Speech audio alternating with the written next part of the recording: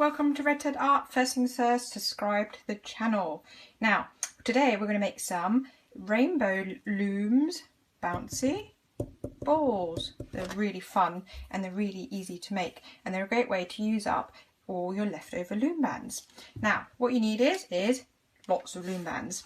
I actually start these off using a broken bracelet, but you can just start off with these, just bunch them up together and start wrapping. But if you use a broken bracelet, that's a great way to use it up as well. So what I do is you take your broken bracelet and then you literally start, I always take 2 at a time, and then you start wrapping, twist and round. Now the reason I take 2 at a time is because otherwise it does take ages.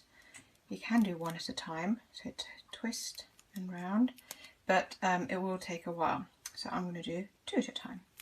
And at the beginning I just take any old colour because I'm using them all up, but then as the ball starts getting a bit thicker, I start picking out just a sort of certain colour coordination, so to speak. So you can see these different ones: orange, red and white, light blue, dark blue and white, green, yellow and white.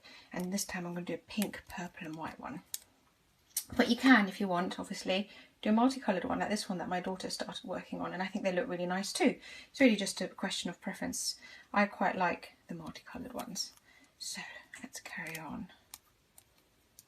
Also, as you're doing this, make sure you go round and round and round, because if you keep doing them on the same spot, you'll end up with sort of like an oval ball, and obviously you want a round ball. So just keep varying the direction that you're adding your loom bands from. Now I'm going to speed up the video, and then when the ball's a little bit bigger, I'm going to slow it down again and show you what we do next.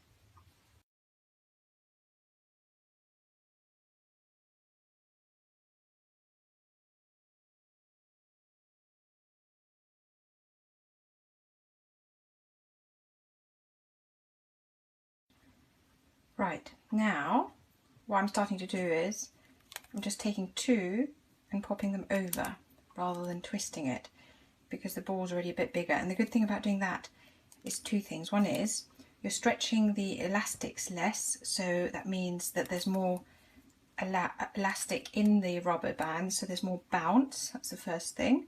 And the second reason is that the elastics are less stretched, therefore you see the colours a bit better. So as you get your ball a bit bigger, instead of doing the twist, you just put it over the top, and you can see I'm still kind of going round and round to kind of vary, where they're all coming from. I think I'm starting to run low on my purples and pinks, but that's okay because I think my ball is going to be finished soon. And then once I'm sort of close to finishing, I do add a couple of the double twisted bands on it. And the reason I add a couple of double twisted bands right at the end is to kind of like help secure them in place a bit. Because to be honest, these little balls are really fun to play with, but you will occasionally, a few of the elastics will come off. It's not the end of the world. You pick them up, you put them round again. So it's not really a problem. Just anticipate it. You can also make these from really big rubber bands.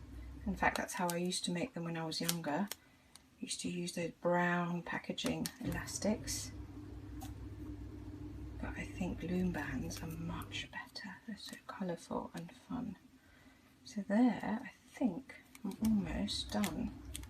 So now we're coming to the end. I'm just going to put a couple of double ones, because they'll be on a bit more securely. And it just helps keep it all in place a bit better. Let's see, one more, and I think then I'm done. Let's put it that way. And there you have your very own super colourful bouncy ball. Aren't these fun? We love them. Now, don't forget to subscribe to Red Ted Art, and we hope to see you here again soon. Bye!